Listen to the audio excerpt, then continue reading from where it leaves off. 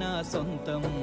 రాదురా ఏ విజయం నీ కోసం నా కోసం, ఎటుపోదురా నువ్వు చేసిన కష్టం ఎప్పటికైనా సొంతం. కాలంతో పయనించేవాడికి కానిది ఏముంది, సాధనతోనే సాధ్యమవ్వునని సదాశయంతో సాగర ముందుకు. రాదురా ఏ విజయం నీ కోసం నా కోసం, ఎటుపోదురా నువ్వు చేసిన కష్టం ఎప్పటికైనా సొంతం.